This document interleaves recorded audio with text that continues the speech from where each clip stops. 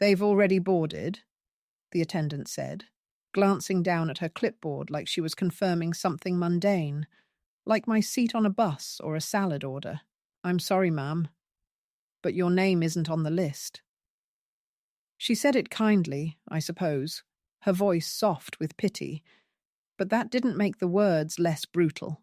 I looked past her, toward the tunnel that led to the plane, the one I was supposed to be on, the one I thought I was about to be wheeled into.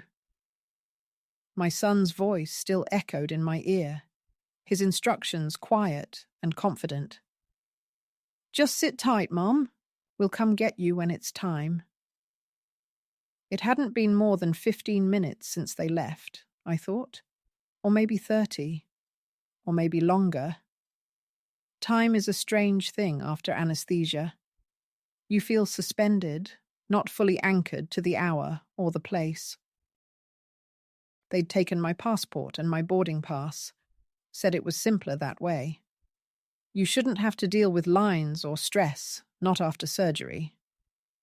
They sounded thoughtful when they said it, like they were looking out for me, like this was care, and so I nodded. Of course I nodded. You nod when your son tells you something firmly but gently, the way one speaks to an overexcited toddler or a confused elderly relative.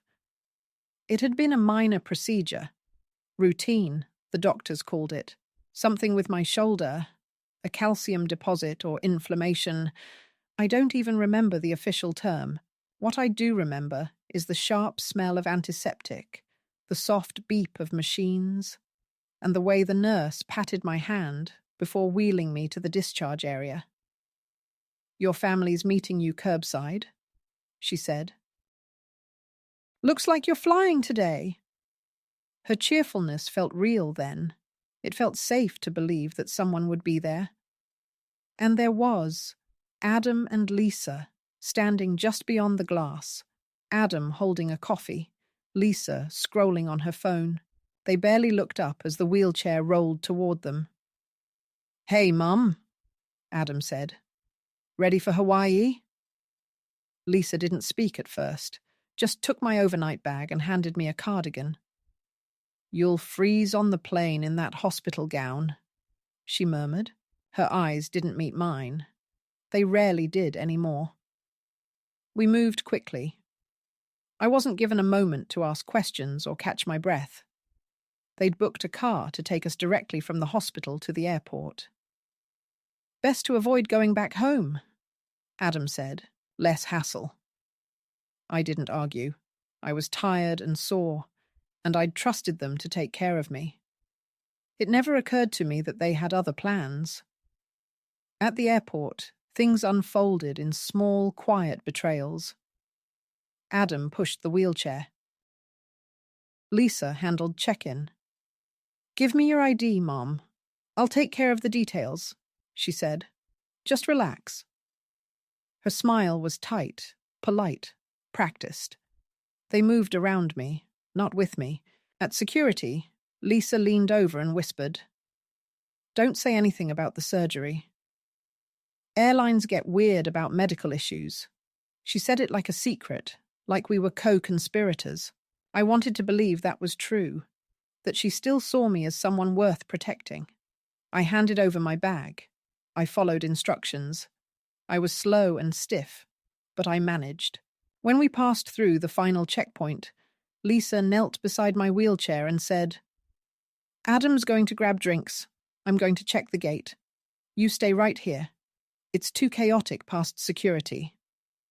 She touched my hand, too quickly to be comforting.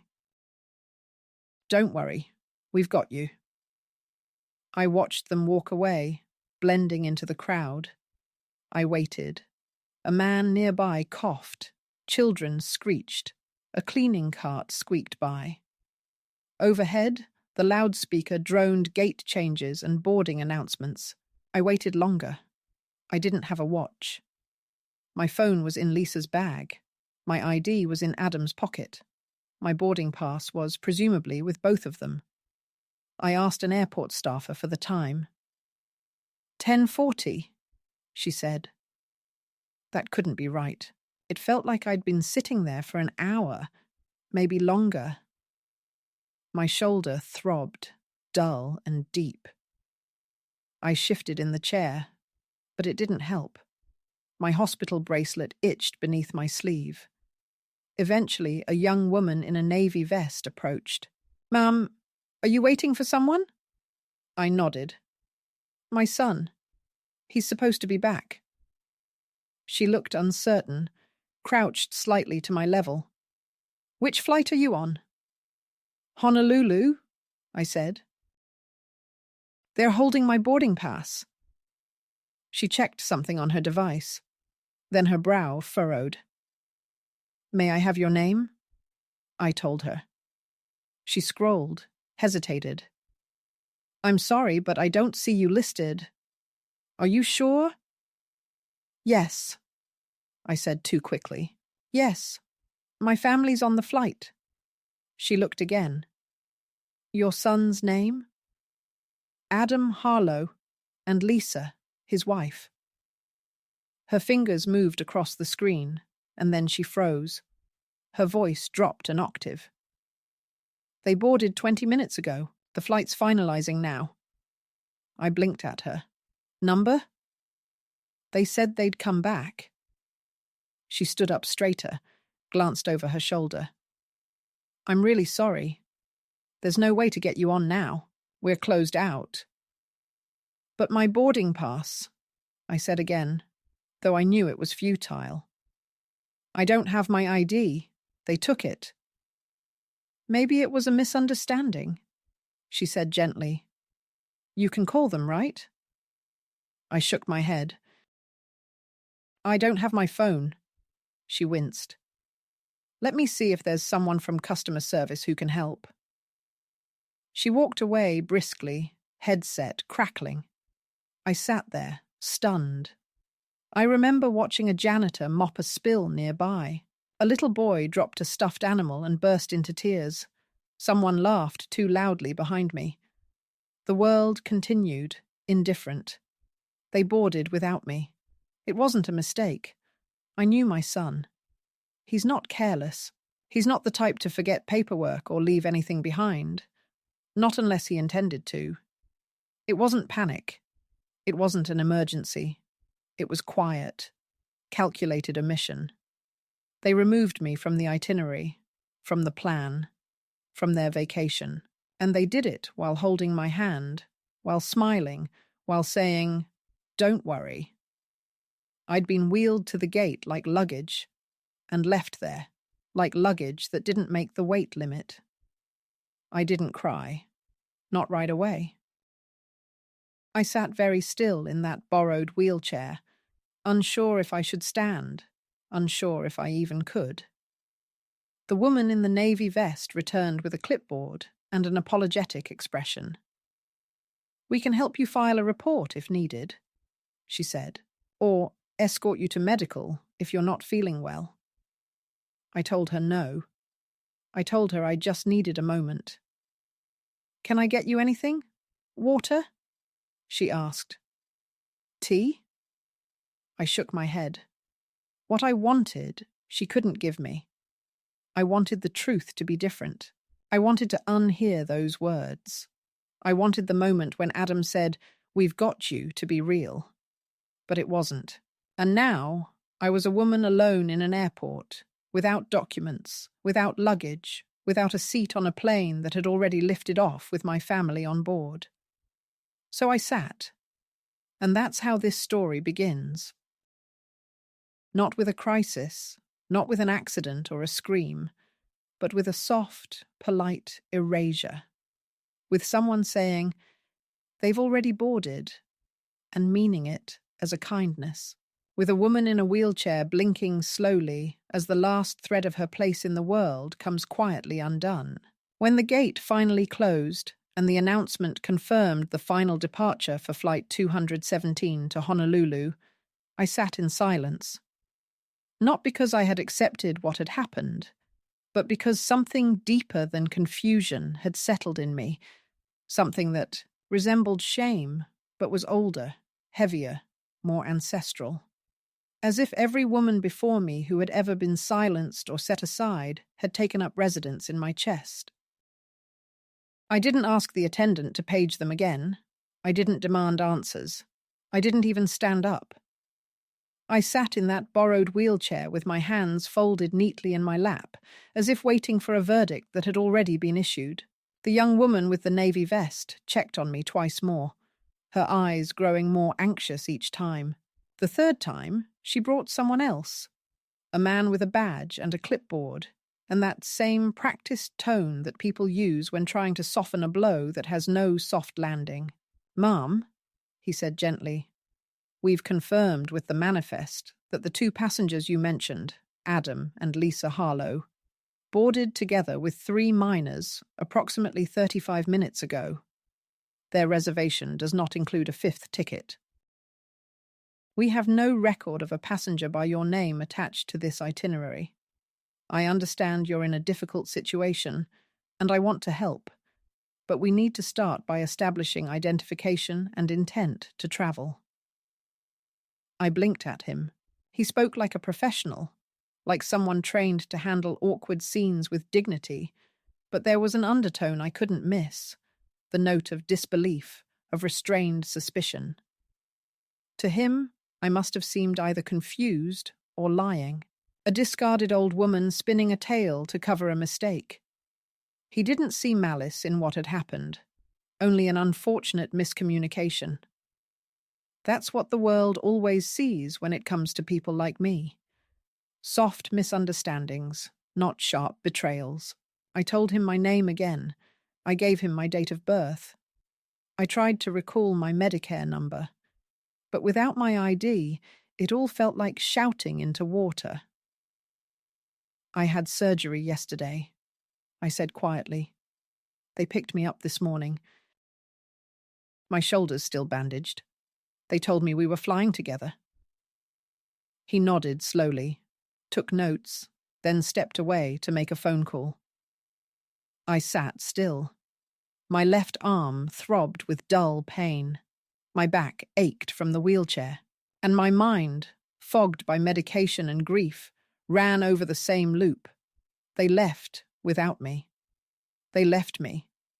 When he returned, his expression had changed. There was no cruelty in it, but there was something worse, reluctant understanding. "Ma'am," he said, "we've tried the contact numbers associated with the Harlow family's booking. The phones are turned off or out of service range. At this point, your best option is to speak with airport security or seek medical attention if needed. We'll help you get to the airport assistance desk, where they can arrange for temporary accommodations, if necessary." I nodded, not because I agreed, but because I had no energy to protest.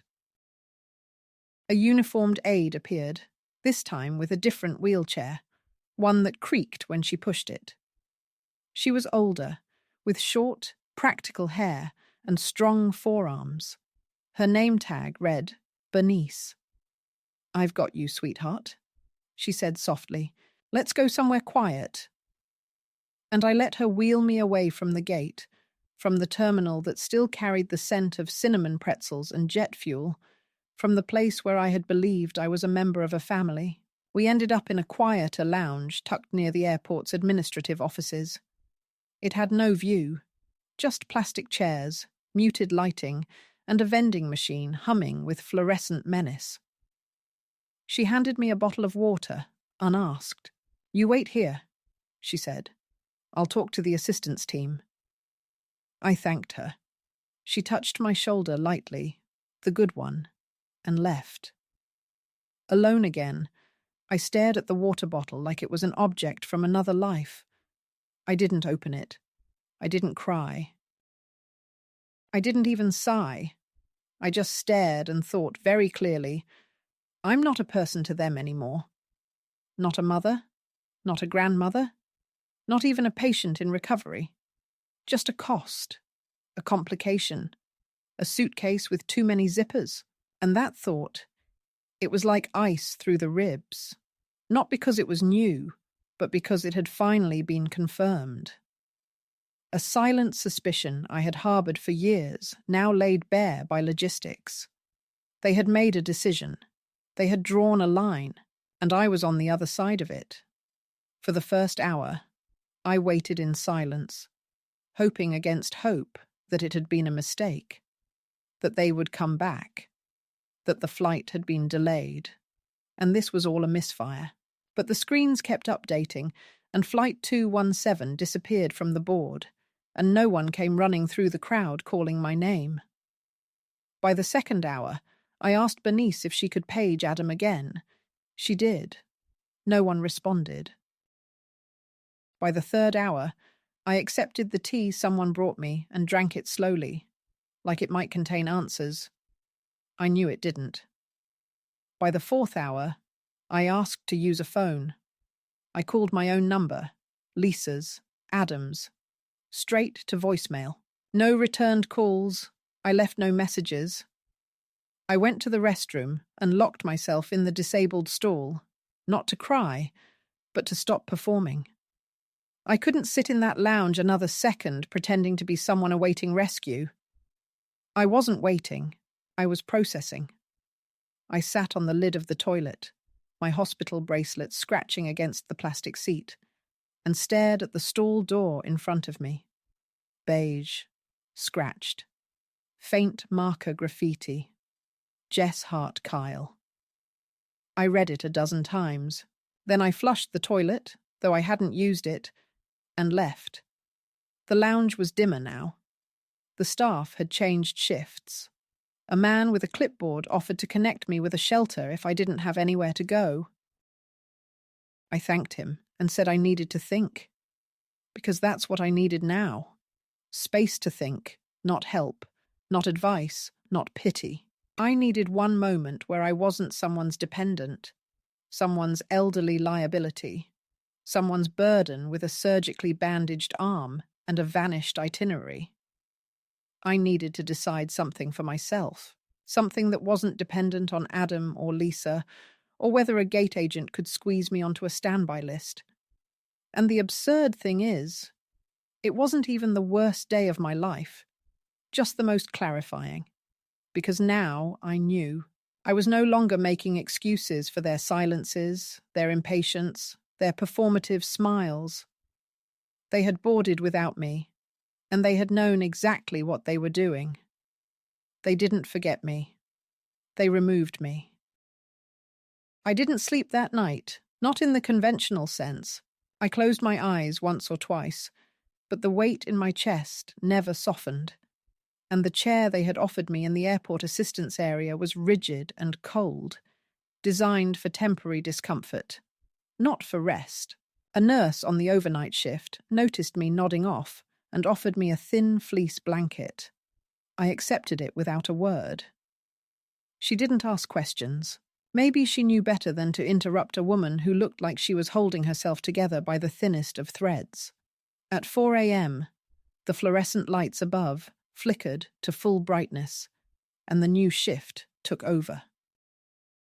I was offered a cup of institutional coffee. I drank it with both hands wrapped around the paper cup, not for warmth, but to feel the pulse of something I could control. I knew I couldn't stay in the terminal forever. There were rules, protocols.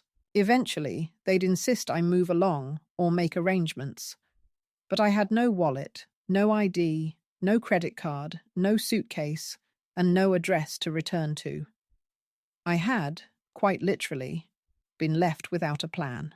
Around 6:30 a.m., as the first wave of business travellers began to trickle in with their rolling luggage and Bluetooth earpieces, I stood slowly, my joints stiff, and made my way to the window near the main concourse. From that vantage, I could see planes being prepped, luggage carts weaving between gates, service vehicles refueling under the pink-orange smear of sunrise. It all looked so organised, so ordinary. No one watching that scene would suspect that a woman had been quietly disowned inside the same building. I watched the jets lift into the air and disappear beyond the horizon, and I felt not anger, not quite. something older than anger, a sort of resignation that didn't feel sad, just final. I could no longer go back to the life I had before, not because I'd been physically removed, but because something irreversible had happened inside me. The illusion that I was indispensable, that I was loved by default, had cracked open. And in the space where that certainty used to live, there was now only a question. If I no longer belong to them, to whom do I belong? I wandered the terminal slowly, as if searching for an answer hidden between duty-free displays and fast food kiosks. The shoulder still ached, but it had quieted into something manageable. I passed a bookstore and paused in front of a postcard rack. One of the cards showed a picture of Portland's old bridges, the steel trusses lit against a dusky sky. Something in it tugged at me. Not nostalgia, not quite recognition, but memory, stubborn and sudden. Portland. I hadn't been there in decades.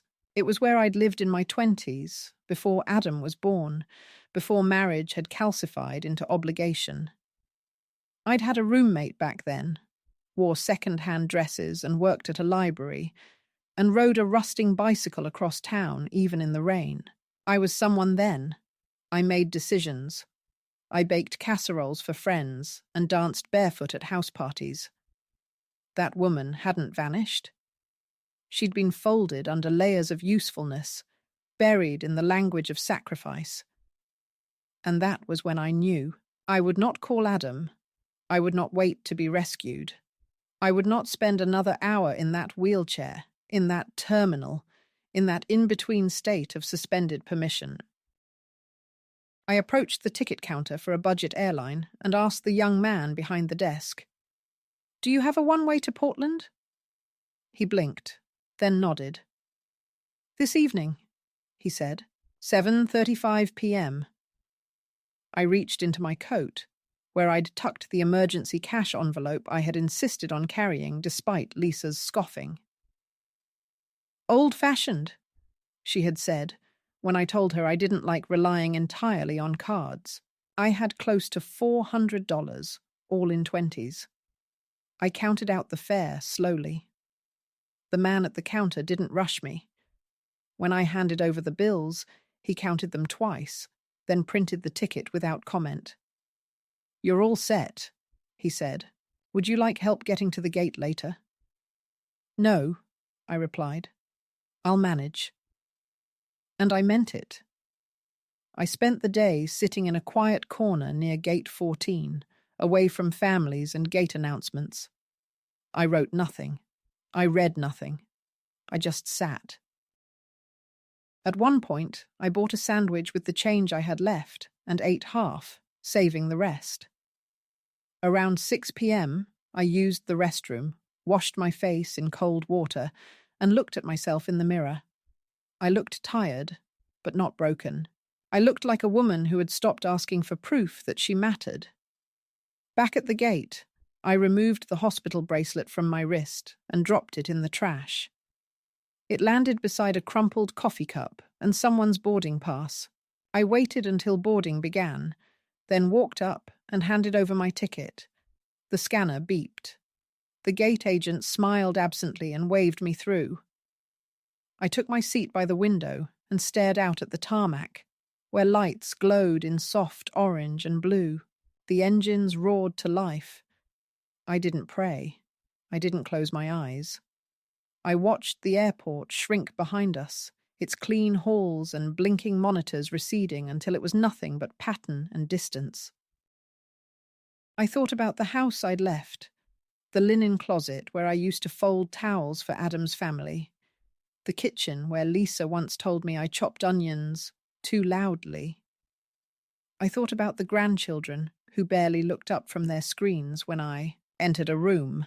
I thought about the couch where I used to sleep when the guest room was too full. None of it felt real anymore. It felt like a life I'd been asked to rehearse, but never allowed to perform fully. When the plane landed in Portland just after 10, the air was different. Wet, pine sweet. full of old memory. I stepped off the plane with no luggage and no plan. Just an address on a scrap of paper and an ache in my bones that no surgery could fix. Outside, the sidewalk was slick with recent rain. I breathed in slowly, the cold air sharp in my lungs. I hailed a cab, gave the driver the name of a cheap motel I had remembered from an internet search weeks earlier. "Is it okay?" I asked him as we pulled away from the curb.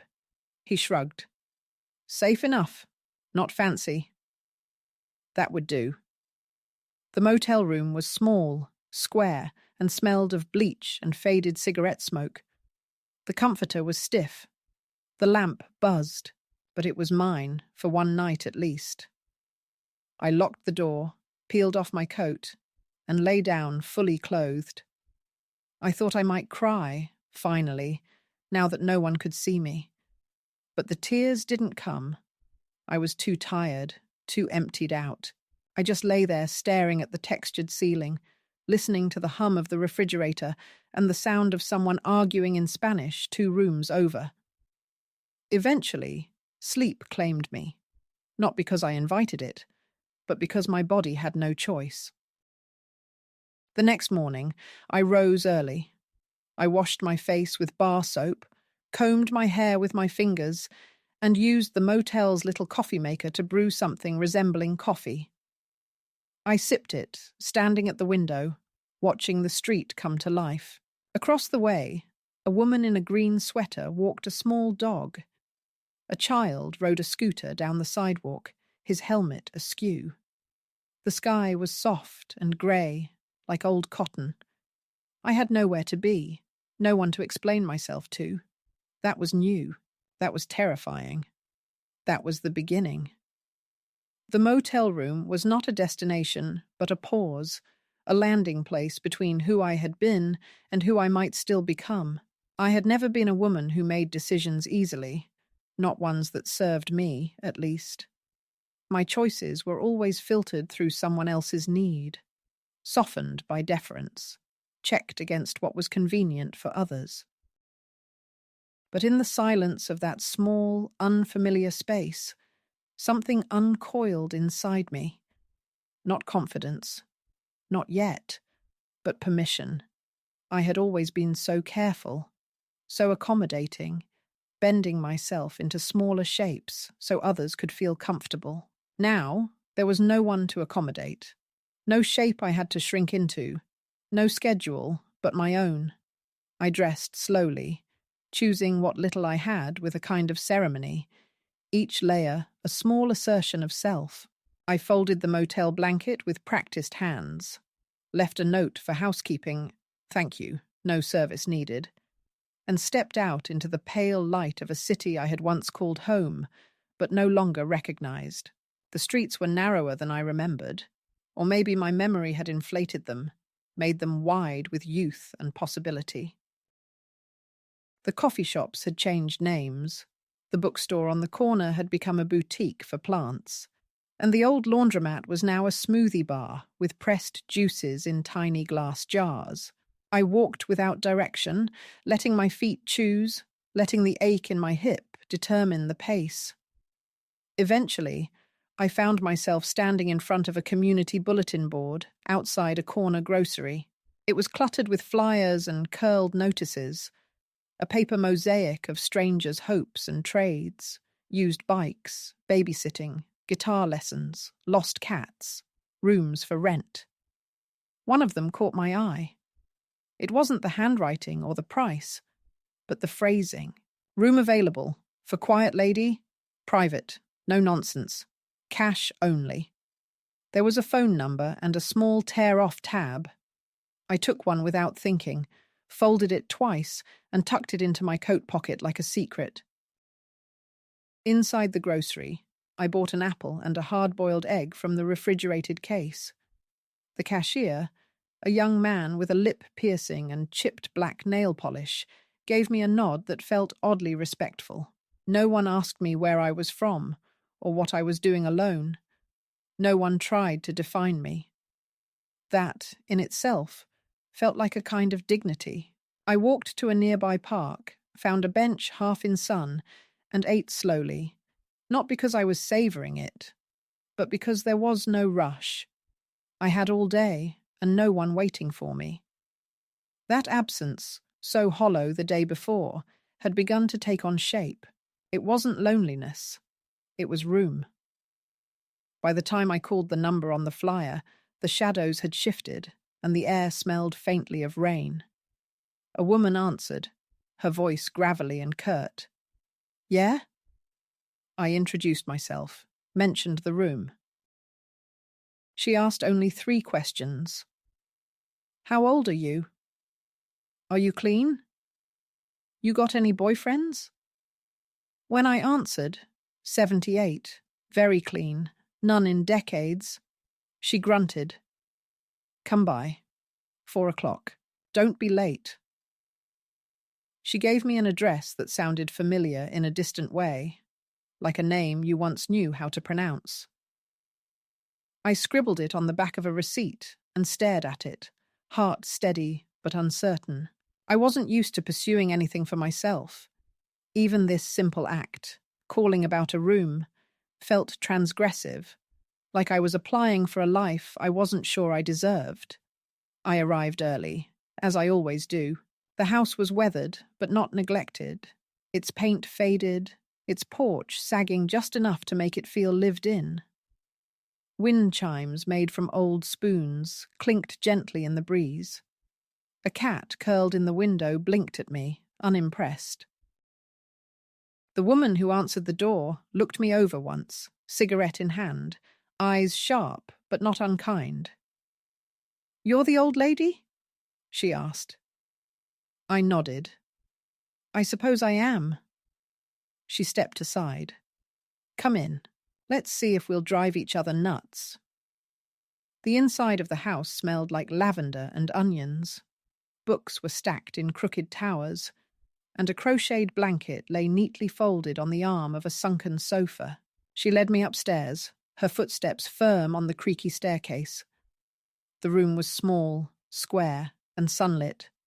A single bed, a chipped dresser, a narrow desk pushed against the window. It looked like a place someone might rediscover themselves in, if they weren't in a hurry. She quoted a price that was more than fair. I paid the first week in cash from the envelope I'd tucked into my coat lining back in Wilmington, the one Adam didn't know about, the one I had kept for emergencies. I didn't think, when I packed it, that the emergency would be my own erasure. She gave me a key. "Don't bring drama. I don't do rescue missions." I nodded. Neither do I. That night, I lay in the narrow bed and stared at the ceiling, listening to the hum of a house not mine and yet not hostile, the sound of her cat scratching at the door, the faint click of the TV downstairs, the creak of plumbing. All of it felt like music. It was a lullaby for women who'd finally chosen themselves. I didn't turn my phone on. I didn't look at the time. I slept. And when I woke, I didn't feel adrift. I felt anchored by the absence of expectation. In the morning, she offered me toast and coffee without preamble. We ate in silence. She didn't ask about my story, and I didn't offer it. There was something comforting in that unspoken agreement, in the way we existed beside each other without performance. After breakfast, I walked to a diner I'd seen on my way into the neighborhood. A sign in the window said, "Help wanted, morning shift." The place smelled like burnt toast and old vinyl. A woman behind the counter looked up, surprised. "You applying?" I nodded. "You have experience?" she asked. I smiled. I raised 3 kids, ran a household, and survived 2 husbands and 4 surgeries. I can pour coffee and carry a plate. She looked me over. Trial shift tomorrow. 6 to 11. I thanked her, went back to my room, and ironed the only blouse I had that still held a crease. That evening, I sat by the window with a cup of tea I'd bought at the corner store and looked out at a city that didn't know me and therefore couldn't underestimate me. For the first time in years, I wasn't waiting for someone to include me. I wasn't negotiating for space in a life that no longer had room for me. I was building something of my own, however small. And when I closed the curtain that night, it was not against the world, but around something new, something mine. It wasn't long after starting the trial shift at the diner that I realized this routine work, pouring coffee, stacking plates, wiping counters, would not only sustain me, but also ground me.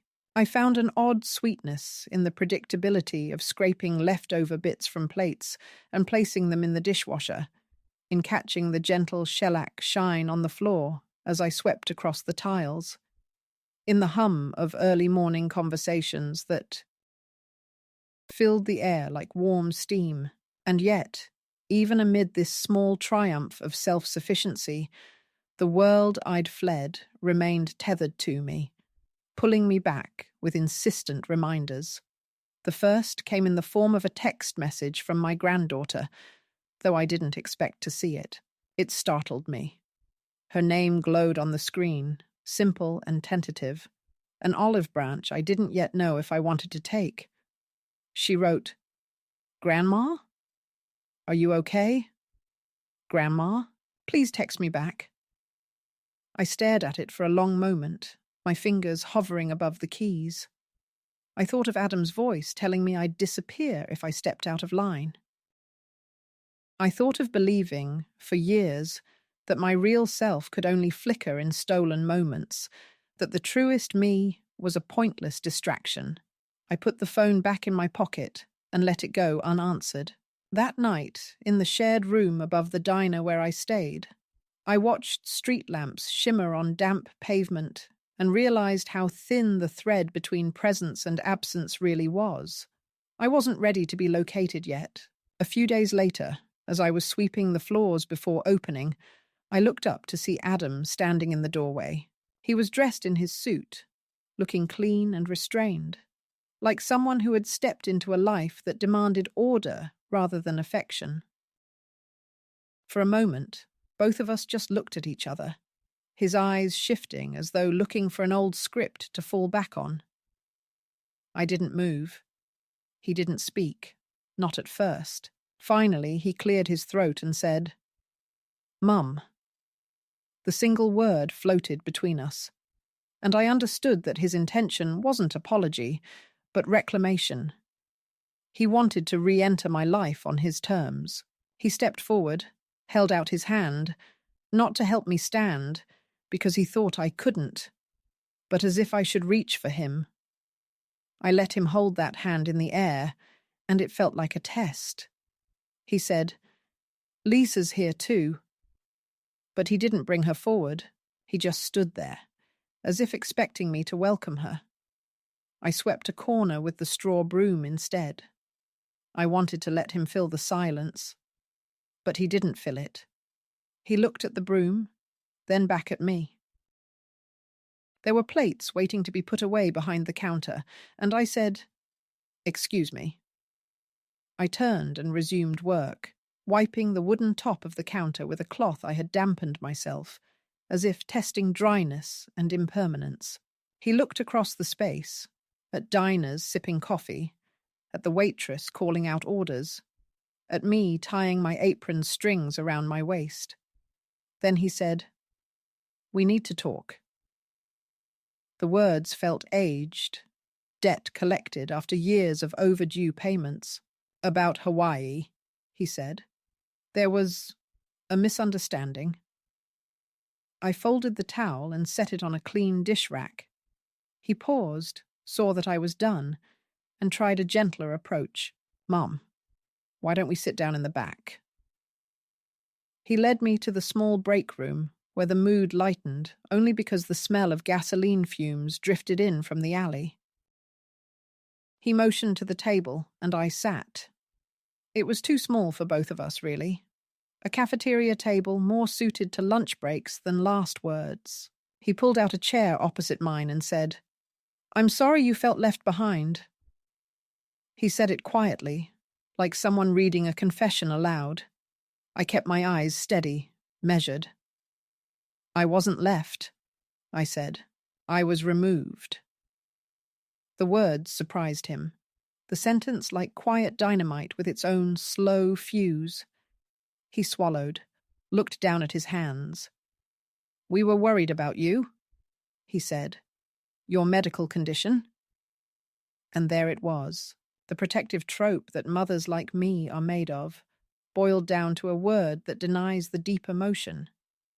We removed you for your safety, not because it wanted to erase you. I realized in that moment that protecting can be its own kind of cage, a softer word wrapped around exclusion. I told him I had found a room. I had found work. I had stopped waiting. He listened, watching me speak, and I could see that his face went pale when I said I intended to stay here for longer than a condition or a recovery. He thought they could still bring me home by arranging care, by promising tweaks to the itinerary, by bringing me along when I was better. I said, I am who I am, Adam. Not broken, not misplaced, and not at your mercy. The table felt small under my hands, but I held space for each phrase. He shifted in his chair. I didn't mean to erase you, he said. We thought we were doing what was best. I watched his eyes flicker to the door, as if calculating an escape. I said, You might have been doing what was expected, not what was needed. It was a line practiced quietly in mornings alone, a steel bar forged in the quiet moments when I discovered my own voice again. He left soon after, the way someone walks away from a contract they realize is no longer in their power to enforce. I went back to the counter and resumed plating the muffins under the heat lamp, the lights above humming like indifferent witnesses. The rest of the shift passed without incident. The regulars nodded as I passed by, offered smiles and thanks.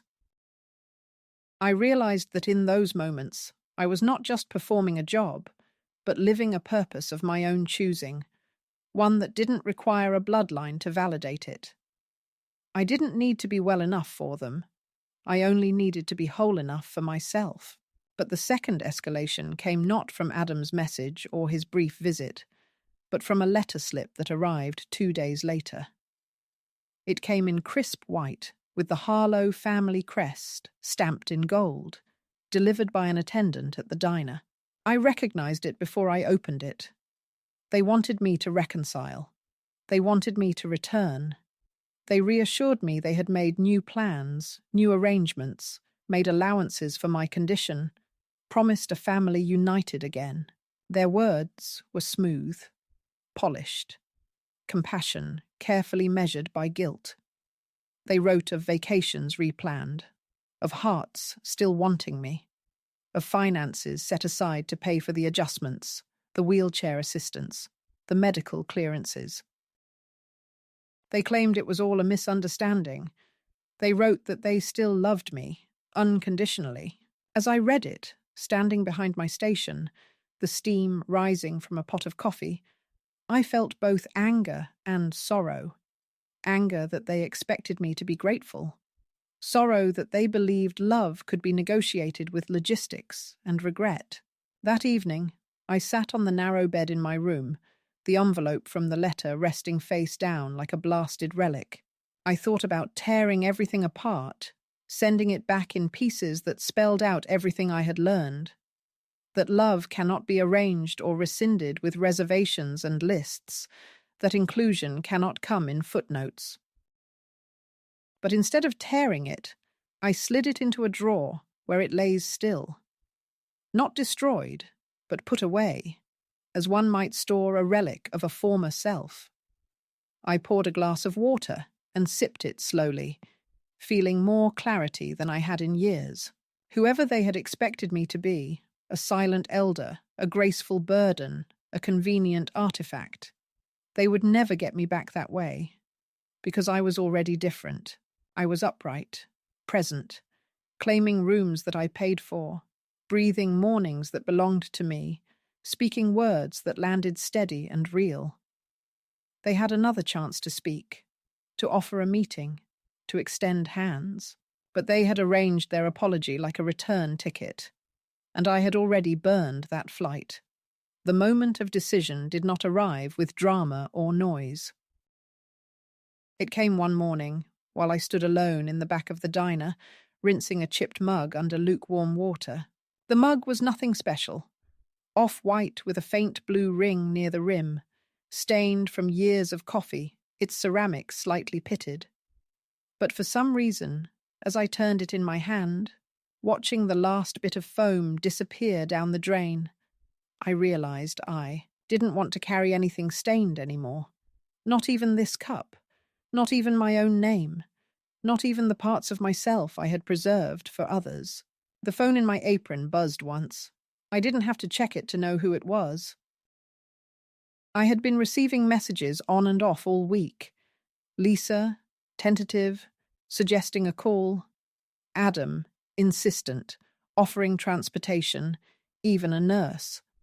And the latest, from an unknown number but clearly written by my granddaughter.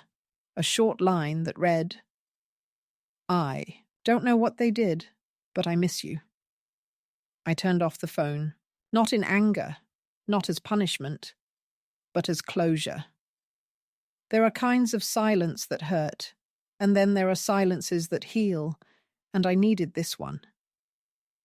That evening, I took a different route home, walking slowly past the library. It was a small building, no larger than the house I now lived in, but it had high windows and warm light spilling onto the sidewalk like welcome. I hadn't had a library card in over 40 years. Inside, it smelled of dust and pine cleaner, and the woman at the desk smiled without asking for explanation. When she handed me the card, my name printed neatly across the plastic, I felt something settle inside me. A sense of being real, recognized not by someone's memory or claim, but by my own signature. I checked out a book on herbal remedies and another on women travelers in the 20th century. I walked home in a soft drizzle, the books tucked under my coat, and thought about the stories I used to tell myself. The ones where endurance was the same as virtue, where giving everything was proof of love, where staying silent kept the family whole. Back in my room, I opened a folder I had kept zipped in the bottom drawer. Inside were the documents I had recovered over the past month.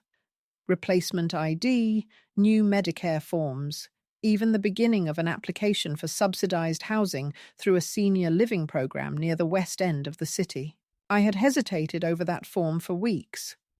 I had told myself I didn't want to commit, that I needed to stay flexible. But the truth was simpler and sadder. I wasn't sure I deserved a place that was mine alone, not after years of being told I was only as useful as the help I could give. I looked over the form again, picked up a pen, and signed. Not tentatively, not out of defiance, but out of deep, steady certainty. The next morning, I dropped off the form in person. The receptionist was a woman with a mole on her cheek and kind eyes. She offered me tea while I waited. 10 minutes later, an administrator came out to meet me. Her handshake was firm, her tone efficient.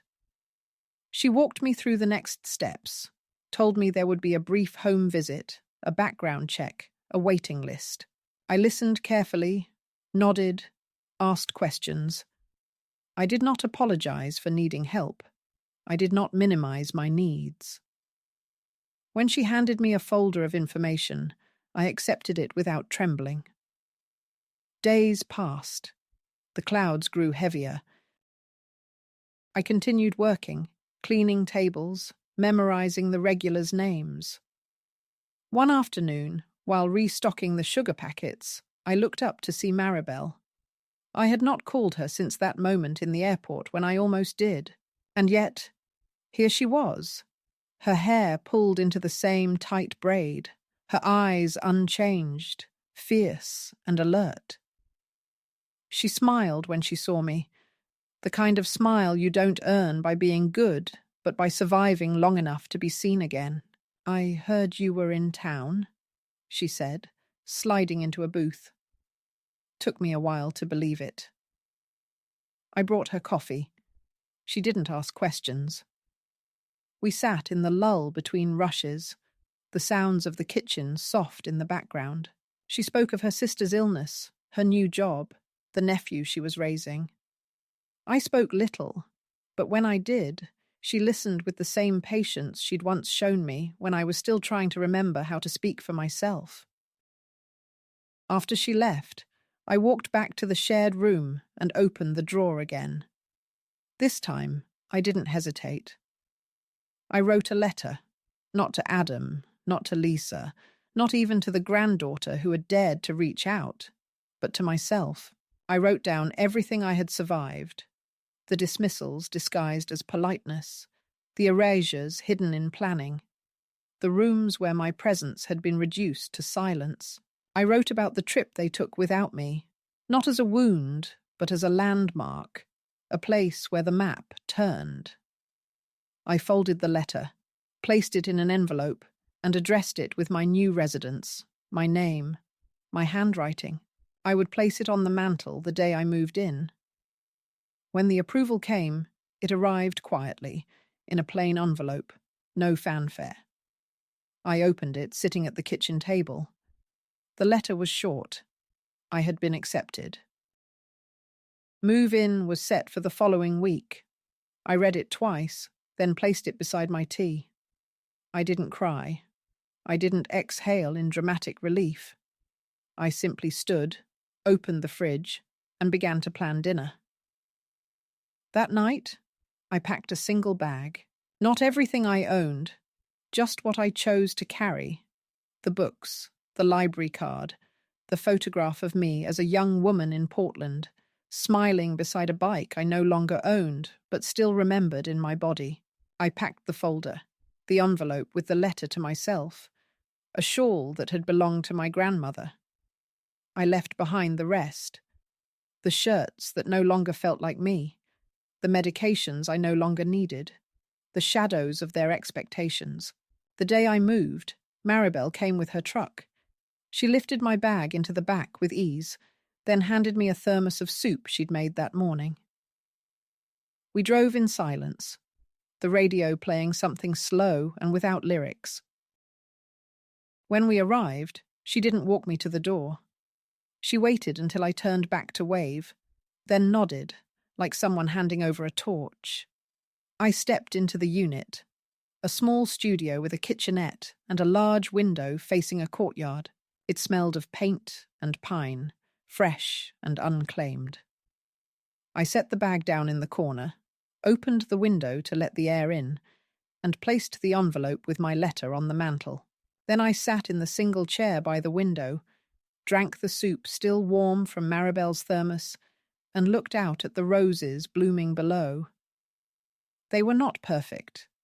Some petals were torn, others still tight buds. But they grew, despite pruning, despite neglect. They had returned. So had I.